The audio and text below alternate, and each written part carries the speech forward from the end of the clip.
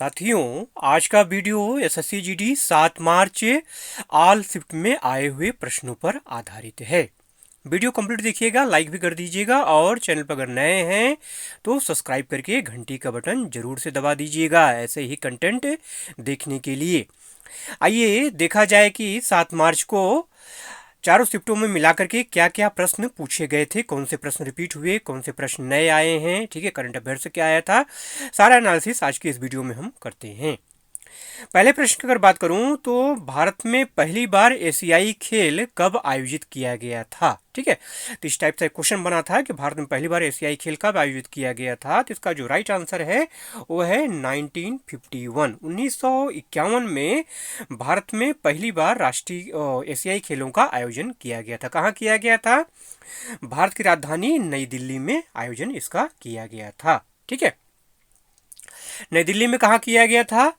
Major Dhyanchand national stadium में, जिसको कि नेशनल स्टेडियम के नाम से भी जाना जाता है, ठीक है। तो मेजर ध्यानचंद स्टेडियम में पहले एशियाई खेलों का आयोजन हुआ था।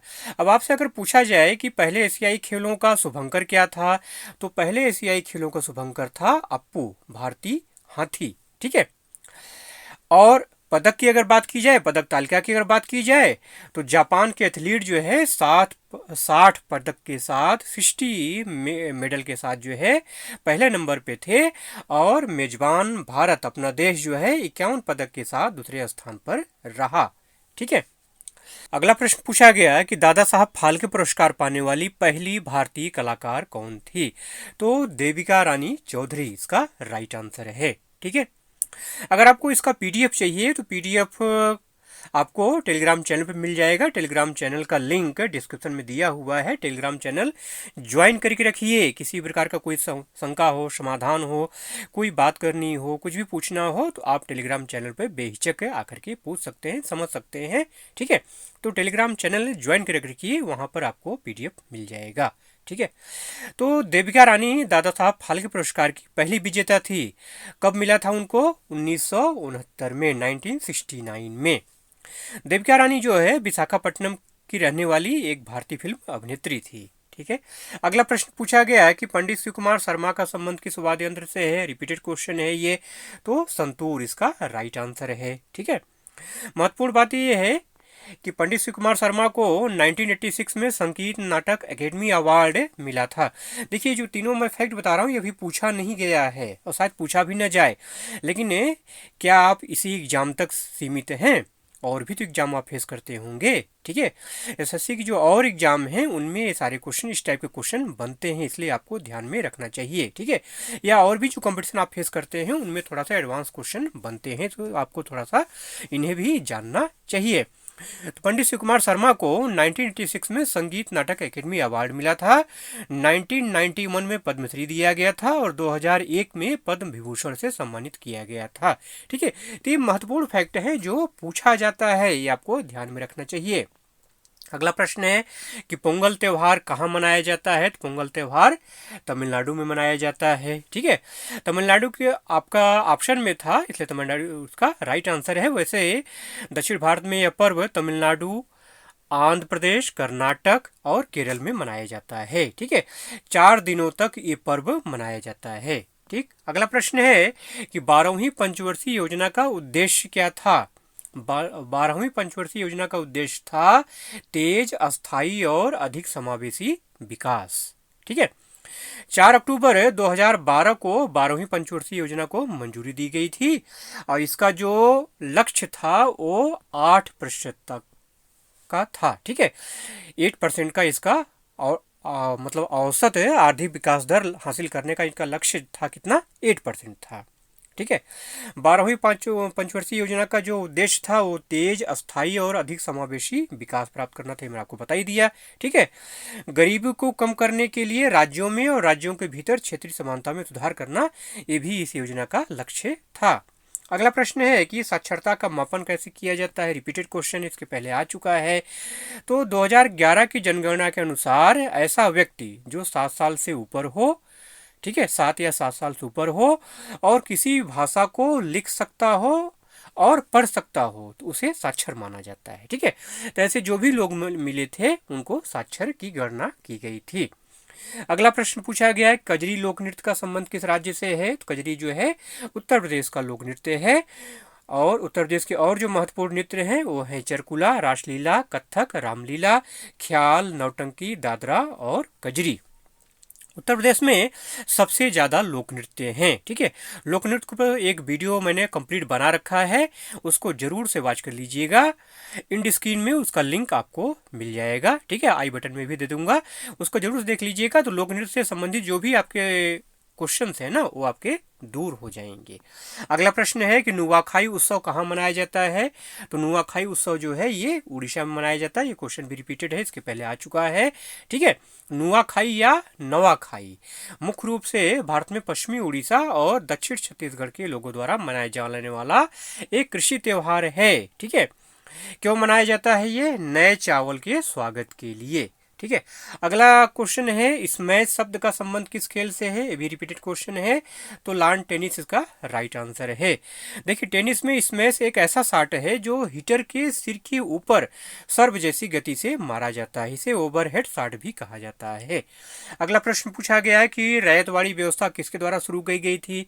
तो रैयतवाड़ी व्यवस्था जो है ये थॉमस मुनरो के द्वारा 1820 में, ठीक है, शुरू की गई थी। और ये उस समय मद्रास का तत्कालीन क्या था? गवर्नर था। ठीक है, यह व्यवस्था मद्रास, मुंबई और असम के कुछ भागों में लागू की गई थी। ठीक है, ये क्या था? एक भू राजस्व प्रणाली थी, मतलब कृषि टैक्स था। अगला प्रश्न पूछा गया कि नोबल गैस किस समूह में आते हैं? तो समूह 18 इसका राइट आंसर है। ठीक है, नोबल गैसों को शाही गैस भी कहा जाता है। कौन कौन सी गैसें नोबल गैस होती हैं? मतलब निष्क्रिय गैस भी कहा जाता है इनको। तो हीलियम, नियॉन, आर्गन, क्रिप्टॉन, जेनान और रेडान, ये आपकी क्या है? निष्क्रिय गैस, शाही गैस या नोबल गैस है। ठीक है, पीरियड टेबल में आवर्त सारणी में इनको 18वें स्तंभ में जगह दिया गया है। अगला प्रश्न है कि वेद समाज की स्थापना किसने की? वेद समाज की स्थापना केशव चंद्र सेन ने और के श्रीधरलू नायडू ने की। ठीक है, कब? 1864 मद्रास चेन्नई में। अगला प्रश्न पूछा गया कि मुख्यमंत्री ग्राम गाड़ी योजना का संबंध किस राज्य से है? तो झारखंड इसका राइट आंसर है। ठीक है, सरकार की इस योजना का उद्देश्य गांवों से प्रखंड, जिला मुख्यालय एवं शहर तक की आवागमन सुविधा को बहाल करना है। अगला प्रश्न है कि योजना आयोग का गठन कब किया गया था? तो योजना आयोग का गठन 15 मार्च 1950 को किया गया था। ठीक है, इसका काम क्या क्या था? भारत की पंचवर्षीय योजनाएं तैयार करना। ठीक है, महत्वपूर्ण बात यह है, जानने की जो बात यह है कि 17 अगस्त 2014 को इसे भंग कर दिया गया। भंग किसने किया? मोदी गवर्नमेंट ने, एनडीए गवर्नमेंट ने। और भंग करके जो है नीति आयोग का गठन किया गया। ठीक है, नीति आयोग का गठन किया गया। इसमें अब देश के लिए जो योजनाएं जो बनाता है, कौन बनाता है? वो नीति आयोग बनाता है। ठीक है, तो कभी कभी ये भी पूछा जाता है कि योजना आयोग का नाम बदल कर क्या कर दिया गया है? तो योजना आयोग का नाम बदल करके नीति आयोग कर दिया गया है। अगला प्रश्न है कि एंथोनी अमलराज का संबंध किस खेल से है? तो टेबल टेनिस इसका राइट आंसर है। अमलराज एंथोनी अफ्थाराज, ये पूरा नाम इनका है। ये भारत के तमिलनाडु राज्य से एक पेशेवर टेनिस खिलाड़ी हैं। महत्वपूर्ण बात यह है कि 2014 का जो राष्ट्रमंडल खेल हुआ था उसमें पुरुष ईगल स्पर्धा में अचंत शरद कमल के साथ इन्होंने स्वर्ण पदक जीता था। ठीक है, अगला प्रश्न पूछा गया है कि हर्षवर्धन के द्वारा संस्कृत में कितने नाटकों की रचना की गई है? तो 3 नाटकों की रचना की गई है, रत्नावली, नागानंद और प्रियदर्शिका।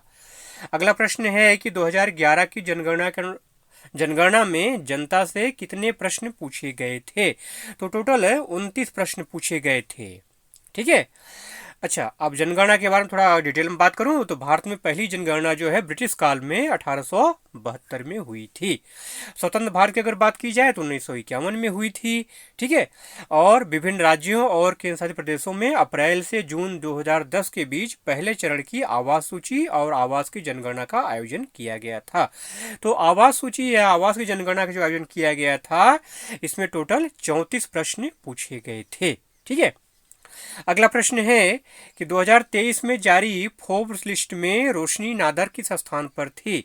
तो 60वां स्थान इसका राइट आंसर है। ठीक है, देखिए जो फोर्ब्स लिस्ट है ये दुनिया की सबसे पावरफुल महिलाओं में, ठीक है, पावरफुल महिलाओं के ऊपर जारी किया जाता है।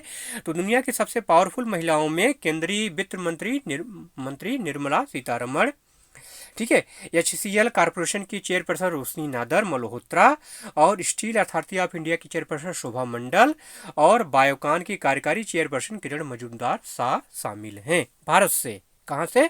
भारत से। ठीक है, महत्वपूर्ण बात यह है ध्यान देने की कि निर्मला सीतारमण ने लगातार 5वीं बार इस सूची में जगह बनाई है। पूछा जा सकता है कि फोर्ब्स सूची में निर्मला सीतारमण ने मतलब कितनी बार जगह बनाया? तो 5वीं बार, लगातार 5वें साल उन्होंने सूची में जगह बनाई है।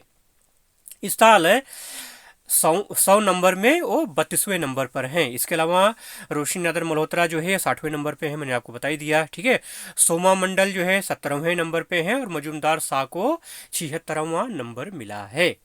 अगला प्रश्न है कि देखनी किस राज्य का लोक नृत्य है? देखनी जो है ये गोवा का लोक नृत्य है। ठीक है, राज्यसभा का संबंध किस अनुच्छेद से है? राज्यसभा का संबंध है अनुच्छेद 80 से है। क्या है अनुच्छेद 80? इसके अनुसार जो है राज्यसभा में अधिकतम 250 सदस्य हो सकते हैं, जिनमें से 12 सदस्य राष्ट्रपति मनोनीत करता है और 238 सदस्य राज्यों और 3 संघ राज्य क्षेत्रों के प्रतिनिधि होते हैं। अगला प्रश्न सायना नेहवाल से पूछा गया कि सायना नेहवाल का संबंध किस खेल से है? तो बैडमिंटन इसका राइट आंसर है। ठीक है, महत्वपूर्ण बात यह है कि सायना नेहवाल ने वर्ष 2012 में व्यक्तिगत महिला बैडमिंटन प्रतियोगिता में ओलंपिक कांस्य पदक जीता था। ठीक है, और लंदन यूनाइटेड किंगडम में आयोजित 2012 के ग्रीष्मकालीन ओलंपिक में इन्होंने यह उपलब्धि हासिल की थी। सायना नेहवाल महिला एकल वर्ग में ओलंपिक पदक जीतने वाली पहली भारत की बैडमिंटन खिलाड़ी हैं। महत्वपूर्ण बात यह है, ध्यान रखना है, ये पूछा जा सकता है कि महिला एकल वर्ग में किस भारतीय खिलाड़ी ने सर्वप्रथम ओलंपिक पदक प्राप्त किया था टेनिस में, बैडमिंटन में? तो सायना नेहवाल।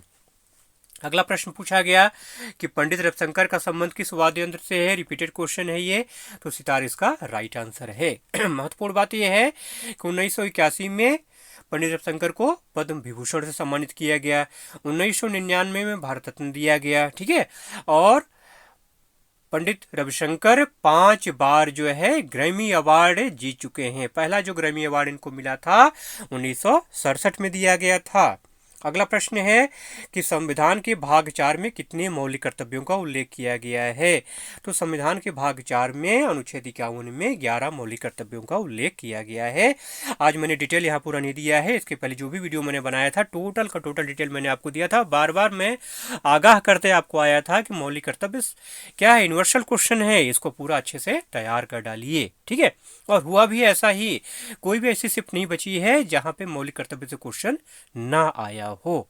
ठीक है, तो पिछले वीडियो अगर आपने नहीं देखी है तो उसको जरूर से वॉच कर लीजिए। ठीक है, अगला प्रश्न है कि फुगड़ी कहाँ का लोक नृत्य है? तो फुगड़ी जो है ये गोवा का लोक नृत्य है। फुगड़ी महाराष्ट्र और गोवा दोनों, मतलब जो कोंकण क्षेत्र है ना, वहां पे ये मनाया जाता है, महिलाओं द्वारा किया जाता है। अगला प्रश्न पूछा गया कि अनुच्छेद 143 का संबंध किससे है? तो भारतीय संविधान का अनुच्छेद 143 जो है उच्चतम न्यायालय से परामर्श करने की शक्ति राष्ट्रपति को प्रदान करता है। ठीक है, अगला प्रश्न है रंगराजन समिति की रिपोर्ट कब आई? तो रंगराजन समिति की रिपोर्ट 2014 में आई थी। किस लिए बनी थी यह समिति? गरीबी का आकलन करने के लिए 2012 में इसका गठन किया गया था। अगला प्रश्न है ऋण प्रदान करने वाली व्यक्ति को क्या कहा जाता है? तो जो ऋण देता है उसको साहूकार कहते हैं। ठीक है, अगला प्रश्न है कि राष्ट्रीय रक्षा, सड़क और सरकारी प्रशासन जैसी वस्तुएं किस श्रेणी में आती हैं? तो ये सार्वजनिक वस्तुएं में आती हैं। आइए थोड़ा सा सार्वजनिक वस्तुएं क्या होती हैं इनको डिटेल में थोड़ा सा समझ लेती हैं। ठीक है, यह शब्द उन वस्तुओं या सेवाओं को संदर्भित करता है जो सरकार द्वारा आम जनता के लाभ के लिए प्रदान की जाती हैं।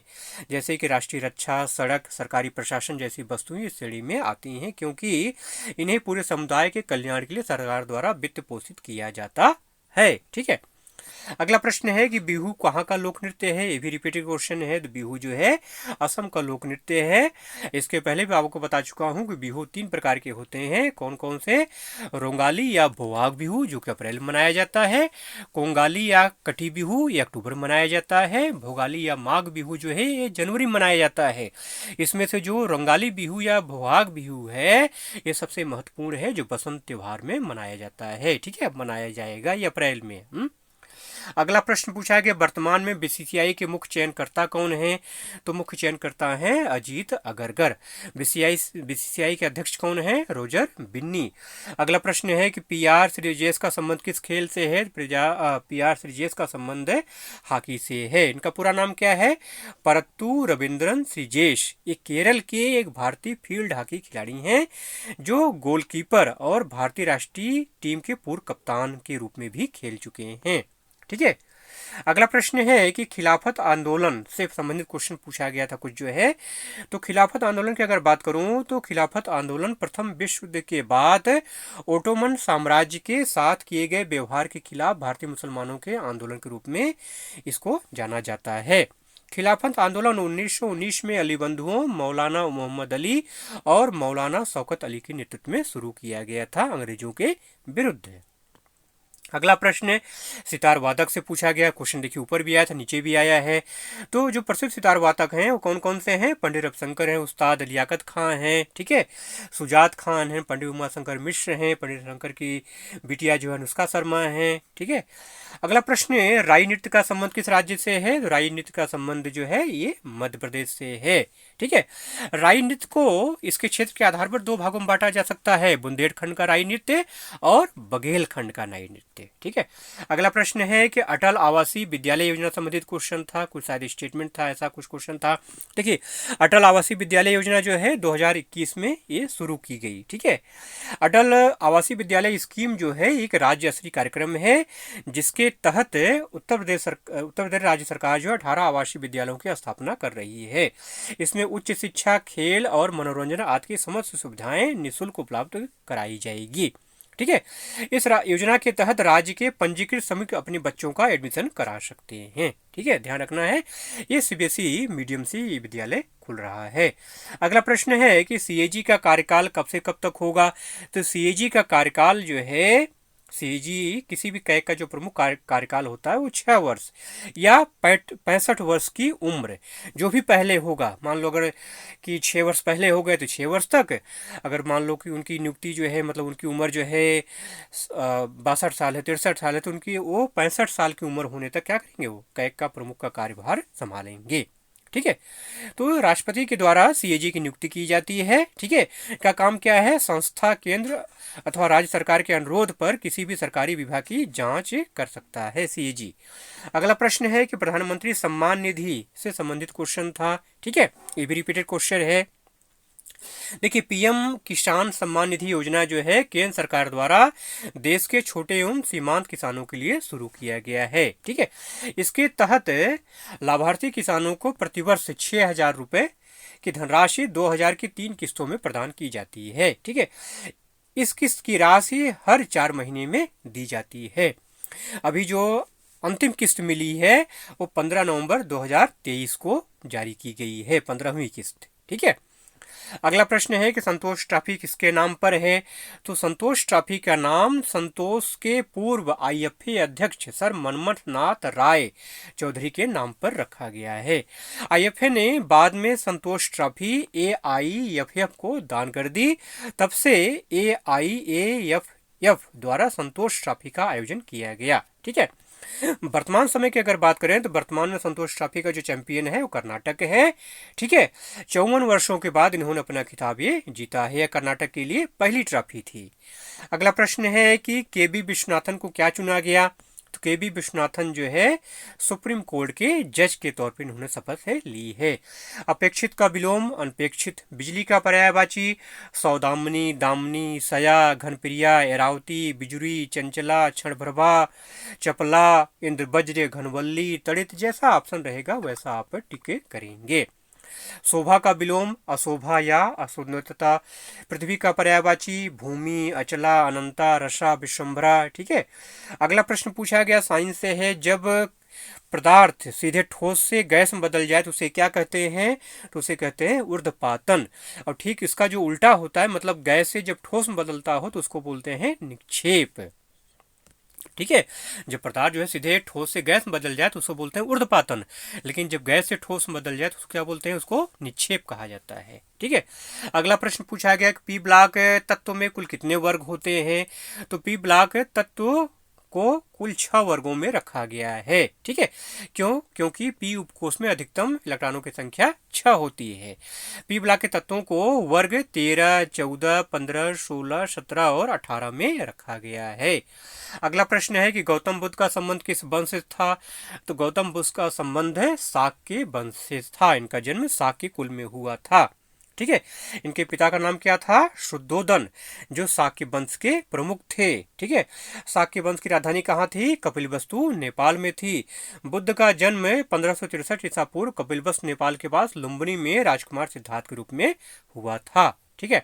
अगला प्रश्न है कि प्रधानमंत्री विश्वकर्मा योजना में सरकार कितनी आर्थिक मदद देती है? तो प्रधानमंत्री विश्वकर्मा योजना में विश्वकर्मा समुदाय से संबंध रखने वाले लोग इस योजना का लाभ ले सकते हैं। उनको 15,000 तक की आर्थिक सहायता प्रदान की जाती है। ठीक है। इसके अलावा ट्रेनिंग के दौरान 500 रुपए का जो है उनको अनुदान राशि दिया जाता है। ठीक है, प्रतिदिन के हिसाब से। ठीक है। योजना से जुड़ने पर रोजाना 500 रुपए का स्टाइपेंड मिलता है और टूल किट खरीदने के लिए 15,000 रुपए दिए जाते हैं। ठीक है। और साथ ही साथ जो है 1 लाख पहले और फिर 2 लाख रुपए तक का बिना सिक्योरिटी के लोन भी मिलता है। कब योजना शुरू हुई है? ये 17 सितंबर 2023 को विश्वकर्मा योजना जो है विश्वकर्मा जयंती के अवसर पर प्रधानमंत्री नरेंद्र मोदी के द्वारा शुरू की गई है। अगला प्रश्न पूछा गया कि किस पंचवर्षीय योजना में आईआईटी की स्थापना की गई? तो 1956 में पहली पंचवर्षीय की योजना के अंत में 5 भारतीय प्रौद्योगिकी संस्थान आईआईटी की स्थापना की गई थी। पहली पंचवर्षीय योजना इसका राइट आंसर है।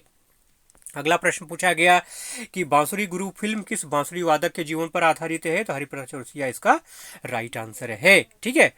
2013 में जो है एक डॉक्यूमेंट्री बनी थी जो है, ठीक है, वो बांसुरी गुरु चौरसिया के जीवन विरासत को ये दर्शाती है।